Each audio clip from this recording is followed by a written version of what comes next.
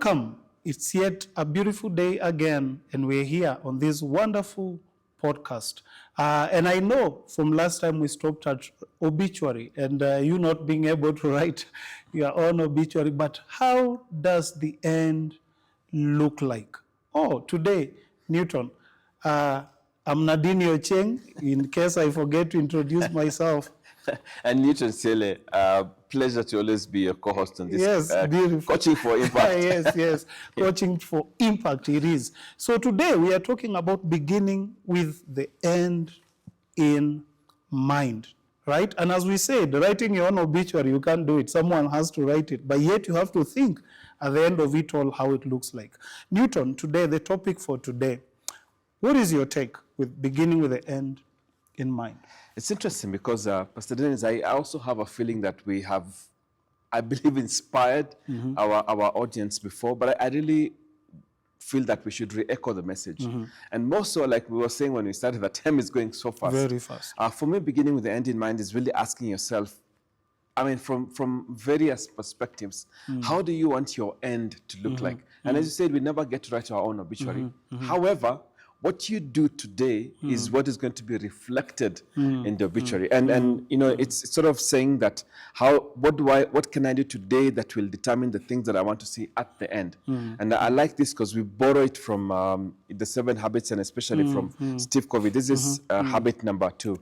Beginning with the end in mind is sort of asking yourself, do I have the blueprint about how I want the end to be like? The same way architects get to design, and you know, when you look at the drawing, you're like, oh, this looks so nice. Nowadays, you can even do it in 3D.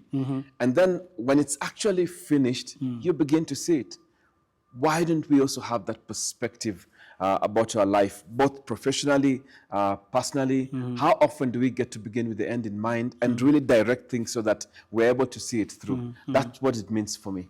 Yeah, and thank you for that. I think one of the challenges when I read that book is that they say in that particular habit, mental creation precedes basically the physical creation. And that's what you're saying. You must have a blueprint. But someone is out there and they are wondering, I mean, how does that look like? I mean, because when you look at life, Newton, is most of us go to school to get a job. So we can meet our needs. So how does that look like when you talk about the blueprint?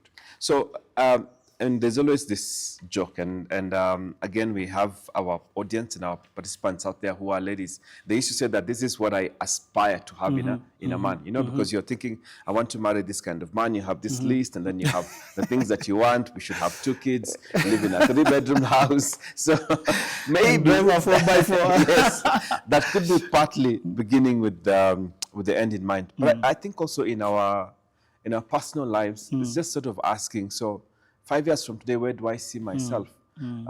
If it's school, at the end of this school, at the end of my exams, where do I want to see myself? I mean, it's so powerful that when you think about the end in mind, whether you're starting a relationship, whether you're starting at work, whether it's an assignment, you're asking yourself, where do I want the end to be? And then trying to sort of see, am I working towards getting that?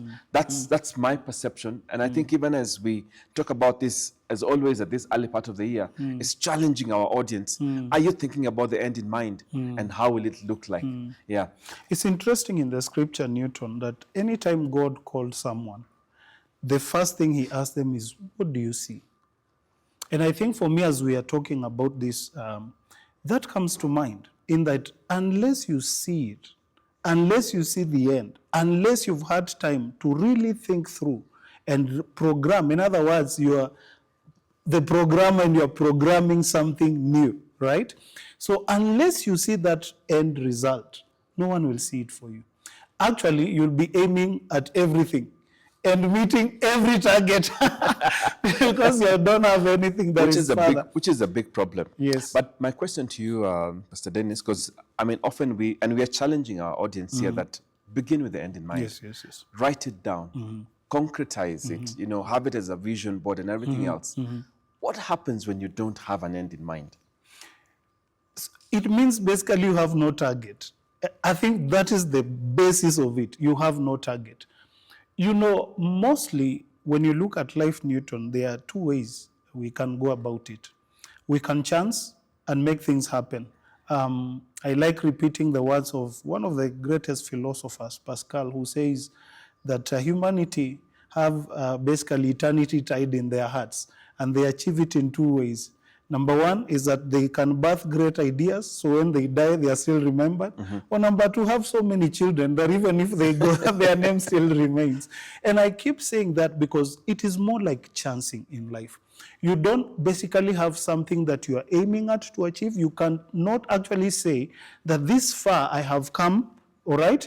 But so long as you see children around you and things happening in your life, so long as you know you are called Father so-and-so, Baba so-and-so, you're okay. And life goes on like that. And I feel that's the biggest danger, because the reality is we are creating a reality for the generations that come. And your children are also seeing a reality in you. So unless you're chancing that they'll find just someone who will model a way for them, then I feel you failed, first of all, in your first part of being like a parent to basically model a way and a future for the people. If you are like an employer, for the people around you. If you are a line manager, for the people who work with you.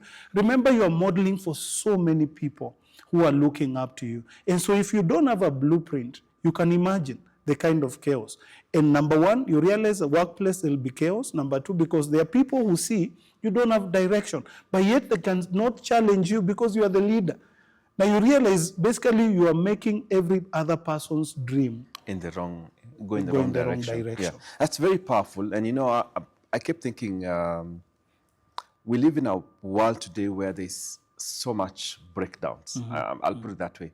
And the breakdowns is at work, in personal lives, in relationships, and we never correlate this with, if we're really thinking about the end in mind. And nowadays we don't say work-life balance, we say life balance, right? Which means that you're thinking with the end in mind at work and at your personal life also.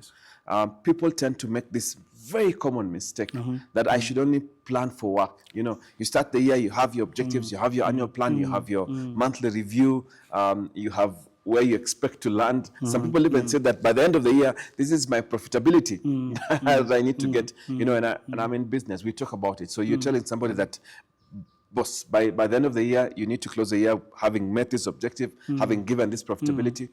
But I also keep asking myself, what about your personal life? I mean, what are these goals that you feel like by 31st of December, in the next 5 years, I need to have, as you're saying, this mental creation that I've started, I need to see it through. And maybe, and that's where I would want to ask you, people that are struggling to find balance, people that are finding themselves breaking down, people that are finding themselves falling apart, what is it that they could have done better in terms of planning so that they can make sure they have a good balance from that perspective of beginning with the end in mind, so they can prevent that? What would that be? As you know, as you talk about this Newton, I think I remember Steve Covey, when he talks about this in his book, he says that you must have a center of your life. There must be a center. And that particular center must be based on principles. And I think for me that is very important, because, you know, principles cannot be bent. You know, for those of us who understand the law of gravity, you don't need basically to be taught much about it. Unless you want to learn the hard way, just jump off of the building or something, you realize that you have broken that principle. And the repercussions, basically, you will meet them. And so one of the things that for me I like about this is that what principles do is that they center your life to be based on the truth, not on the myth, not on the things that people say, not on your own emotion, because many people base their life on emotion. Like cast on stone. Yes, and when these things are cast in stone for you, that your emotions normally drive what you do, you're on the wrong path. So I like the fact that when you have principles in place, because these principles are the real truth about life and the dynamics of life, and they guide basically life and the results of what we do. Now, once you have your principles in place, one of the things that you do, Newton, is your values. Have you rechecked your values? And is family part of your value? is work part of your value? Because if you don't have this as value, Newton, how do you work anyway? Everything will fall apart. Exactly, everything falls as apart. Chinua Achebe said, Yes, things fall apart. things fall apart. If these things are in place, Newton, my take is you're on the right path. The last thing I would say is that then get people or mentors around you. And I think we've talked so much about mentors. And when you talk about mentors, we are looking at people who have principled life. We're looking at people who you look and say, these people, the way they are taking their lives, I admire and I would want mine to go. Not necessarily exactly, but in a similar pattern, right? So once you have those things in place, Newton, that inspires. I believe you're inspired. Absolutely. And I think for our audience today, when we talk about beginning with the end in mind, it's also asking yourself, will I be able to be happy? Will I regret? Am I clear about what the final picture looks like? So what would be your parting shot today for our audience? My parting shot is the Bible talks about meditation. Now, the funny thing is that when the Bible talks about meditation, it almost likens it to a cow chewing cud, which means you regurgitate, then chew on it and ponder and wait. And for me, I feel that this is the right definition for starting with the end in mind, in that ruminate about this. Ruminate about what you want to do. Have clear understanding of where you're going. Write it down. Bring people around you and chart the path. It is possible. Absolutely. And for me, again, our challenge to you is begin with the end in mind. Ask yourself, where do I want to be? Whether it's at your personal life, whether it's your professional life, whether it's your relationships, whether even as a dad, what does your end look like? Yes. And what are you doing towards achieving it? I think that's very important and very powerful. Thank you so much, and we look forward to having you again in our next podcast. It's wonderful. It was wonderful to have you today. What an honor to serve you.